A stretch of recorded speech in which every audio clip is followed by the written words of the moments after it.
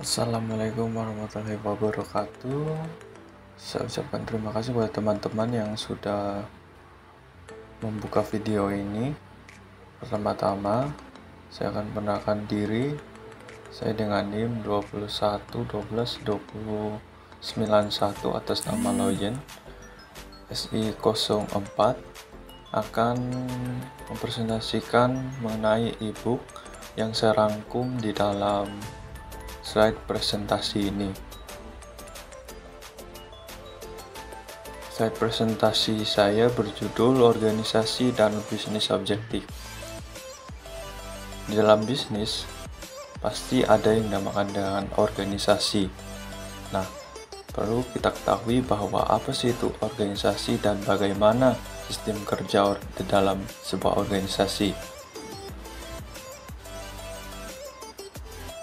Organisasi menurut Oliver Sheldon adalah proses penggabungan pekerjaan yang para individu atau kelompok-kelompok harus melakukan dengan bakat-bakat yang diperlukan untuk melaksanakan tugas-tugas sedemikian rupa, memberikan saluran terbaik untuk pemakai yang efisien, sistematif, positif, dan terkoordinasi dari usaha yang tersedia. Yang artinya bahwa di dalam sebuah organisasi harus memiliki bagian-bagian yang diperlukan atau memiliki orang-orang yang sudah ahli di dalam bagian-bagian tersebut, sehingga dalam sebuah organisasi atau bisnis dapat berjalan dengan efisien, sistematif, positif, dan terkoordinasi dengan baik. Nah, sedangkan Max Weber mengatakan bahwa suatu organisasi adalah suatu kerangka terstruktur yang di dalamnya berisi wewenang, tanggung jawab, dan pembagian kerja untuk menjalankan masing-masing fungsi tertentu. Tidak jauh berbeda dari pendapat Oliver Sheldon, Max Weber mengatakan bahwa dalam organisasi berisi wewenang, jabatan, tanggung jawab, dan pembagian kerja untuk menjalankan tugasnya masing-masing. Nah, menurut Talcott Person 1960 bahwa ia menggambarkan perkembangan organisasi sebagai mekanisme utama di mana hal-hal bisa dilakukan dengan cara yang sangat berbeda, masyarakat yang berbeda, dan bahwa tujuan yang dapat dicapai yang berada di luar jangkauan individu. Nah, organisasi menurut Mijber, Chain of Commands, sekumpulan otoritas dan fungsi-fungsi. Menurut Mijber, organisasi diilustrasikan sebagai sebuah kano atau perahu yang sedang diperlombakan. Kita tahu bahwa di dalam sebuah perlombaan perahu, kerjasama tim sangat diperlukan untuk mendayung agar perahu lebih cepat dan pekerjaan lebih ringan. Nah, menurut Mijber ini, ciri-ciri sebuah organisasi adalah yang pertama, lembaga sosial yang terdiri atas kumpulan orang dengan berbagai pola interaksi yang ditetapkan. Yang kedua, dikembangkan untuk mencapai tujuan. Yang ketiga, secara sadar, dikoordinasi dan dengan sengaja disusun. Yang keempat, instrumen sosial yang mempunyai batasan yang secara relatif dan dapat diidentifikasi. Nah, tentu di dalam sebuah organisasi atau sebuah bisnis, pasti kita memiliki visi dan misi, yang artinya bahwa di dalam sebuah bisnis atau organisasi kita bukan cuman hanya berorganisasi, tapi tidak memiliki goal atau tujuan akhir. Nah, dalam ini saya akan membahas tentang visi dan misi. Apa yang dimaksud dengan visi? Visi merupakan pandangan nasional aspirasional tentang keadaan organisasi yang diinginkan di titik di masa depan. Jangka waktu tergantung pada sifat organisasi dan lingkungannya, tetapi visi khas akan ditetapkan untuk 3-5 tahun ke depan dengan ditinjau setiap tahun sesuai dengan hasil dan peluang aktual keadaan sebuah organisasi.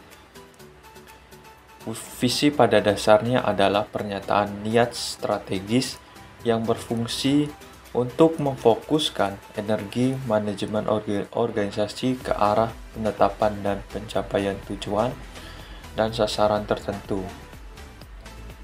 Aspirasinya, sifat nasional berarti direvisi secara konsisten karena setiap rangkaian tujuan adalah dicapai dan situasi masa depan yang lebih luas ditetapkan. Nah, bagaimana dengan misi? Misi. Beberapa organisasi merasa terbantu untuk memberikan tulisan yang ringkas dan jelas. 10 pernyataan tujuan luas mereka, atau yang bisa dikatakan bahwa ringkas visi adalah suatu tulisan yang ringkas, yang jelas kemana arah organisasi ini pada akhirnya. Misi adalah suatu pernyataan tentang apa yang harus dikerjakan dalam usaha mewujudkan suatu visi yang telah dibuat. Misi itu diibaratkan langkah-langkah kecil yang dibagi untuk mempermudah serta bentuk usaha nyata dalam memberikan arah sekaligus batasan-batasan proses pencapaian tujuan.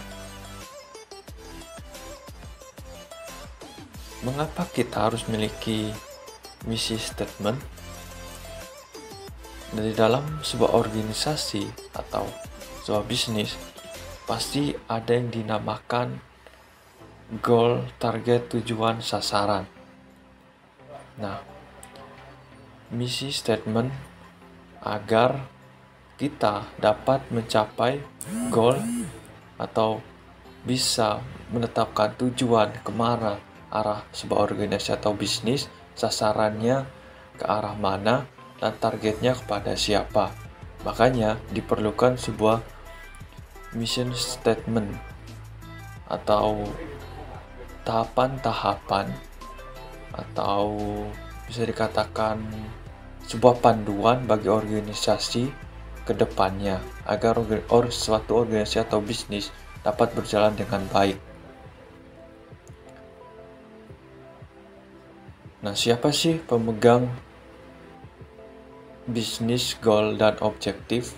Artinya siapa yang menentukan sebuah goal di dalam sebuah bisnis atau organisasi?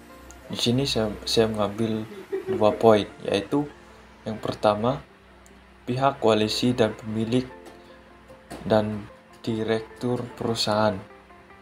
Yang kedua, kepentingan pemegang saham.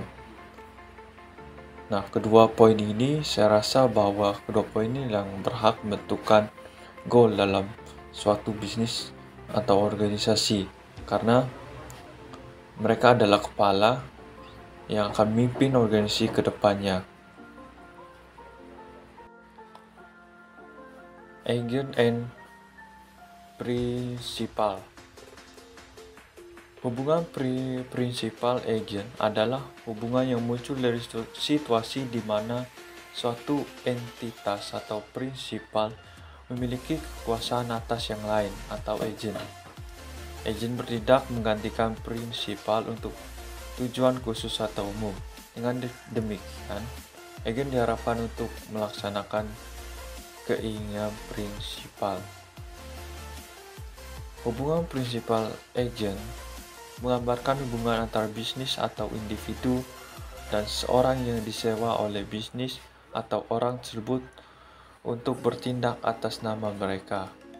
Prinsipal adalah entitas bisnis atau mempekerjakan individu, sedangkan agen adalah entitas yang disewa untuk bertindak atas nama prinsipal, yang artinya bahwa di dalam sebuah bisnis atau organisasi ada disebut dengan prinsipal sebagai pemegang bisnis, yang agent sebagai penjalan dari prinsip-prinsip bisnis. Artinya bahwa si agent ini adalah pembantu si prinsipal, yang dialogikan sekarang adalah seperti pegawai, sedangkan prinsipal ini adalah si kepala perusahaan atau pola bisnis, yang dimana agent ini disewakan untuk bertindak atas nama prinsipal atau semua kegiatan-kegiatan yang mungkin diperlukan di dalam sebuah bagian-bagian organisasi, yang semuanya itu akan dilakukan oleh agent yang pastinya dibayar dengan gaji. Untuk yang terakhir, saya memberikan sebuah quotes, teamwork makes the dream work. Artinya pekerjaan tim membuat mimpi kita menjadi lebih mudah. Artinya jika dikerjakan secara bersama-sama, terorganisasi dengan baik, maka niscaya pasti mimpi-mimpi atau tujuan, sasaran, goals ke depannya akan lebih mudah atau dapat tercapai dengan baik.